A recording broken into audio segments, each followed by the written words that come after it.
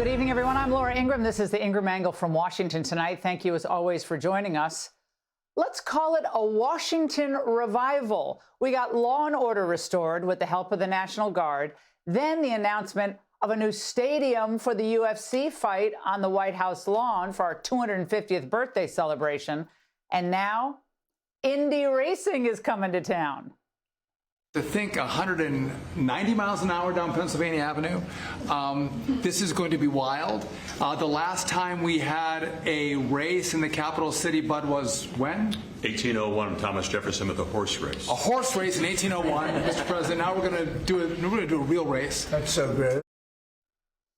And more good news, the DOJ is removing the criminal elements from Minnesota. Tonight, we continue to expose the web of collaborators driving the Democrats to the brink of insurrection against a duly elected president.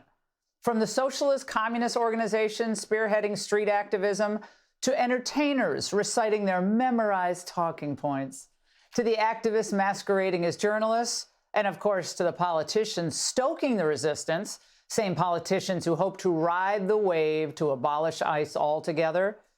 This is a sophisticated operation. It's designed not only to drive Democrat turnout in the midterms, but to smash capitalism, the rule of law, and American sovereignty.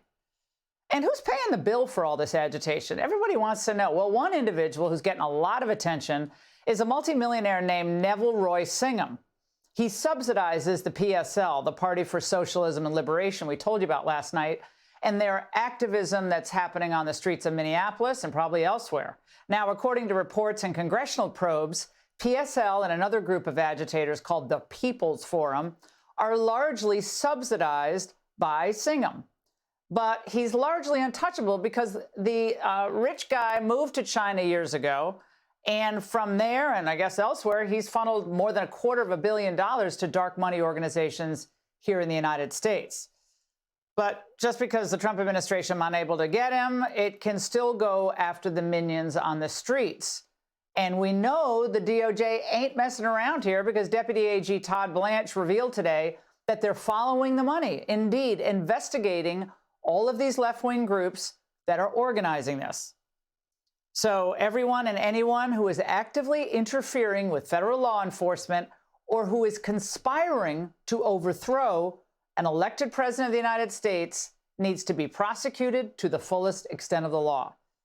And by the way, hiding behind press credentials, that's not going to shield you if what you're really doing is aiding and abetting criminals. So for his role in disrupting church services with Minnesota agitators a few weeks ago, former CNN anchor Don Lemon was arrested, charged with 18 U.S.C. 241, which is conspiracy to deprive civil rights, and 18 U.S.C. 248, which is the violation of the FACE Act. Well, of course, that means the resistance just has a new hero. Don Lemon has been an enemy of the MAGA movement for quite some time. He was being a journalist who was doing his job and has now been arrested for doing his job. This kind of thing, it's a shot across the bow, right, towards the free press. And it's scary. A disturbing escalation against reporting in America. Very fascinating to see. Facile analysis from facile thinkers.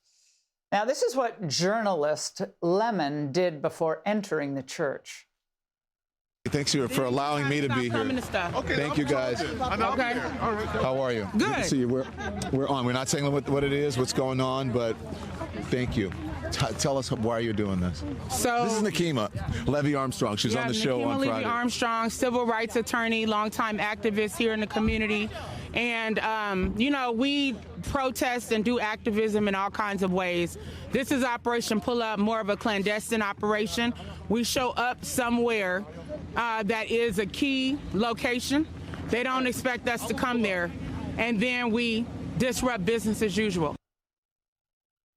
Now, does anyone believe he had no idea what they were going to do? Just chit-chatting there? Or they were going to go? Well, it was clandestine. Brian Stelter inadvertently wrecked Don's cover story. He clearly knew something was taking place that day with the protesters. He told his viewers on YouTube to stay tuned because there was something about to happen. He was careful not to have his camera crew walk into the church until there was a disruption.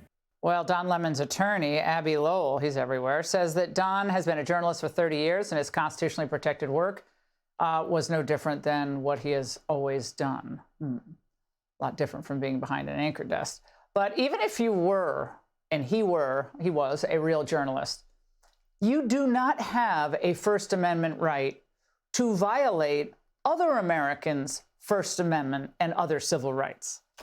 Like, these agitators claim they weren't disrupting the church service, but the parishioners inside told a much different story. One of the victims told federal agents that these lunatics were threatening, aggressive, and intimidating to parishioners, screaming and getting in people's faces, including women and crying young kids. Parents were blocked from getting to the child care area downstairs to grab their kids. Another victim said they were worried that these insurgents had guns. They kept hearing the word shoot. So, look, the families were absolutely terrified, but Hakeem doesn't care.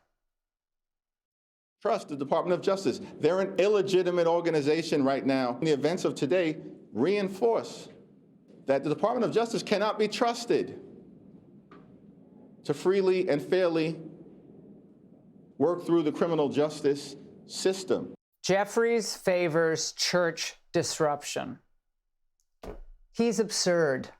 If his analysis stands, by the way, then every mass, every church service across America, I guess mosques too, they become a platform for activists. And, Catholic Church or a Protestant, for hateful leftists. Now, when Don Lemon was asked about his arrest, Deputy A.G. Blanche, he was asked about Don Lemon's arrest. He had a very, interesting response. Do you have a reaction to the arrest of Don Lemon? Do I have a reaction to it? I don't know what that means. What are you looking for me to do? Jump up and down? No, I don't have a reaction to it. Hey, Sean Hannity here. Hey, click here to subscribe to Fox News YouTube page and catch our hottest interviews and most compelling analysis. You will not get it anywhere else.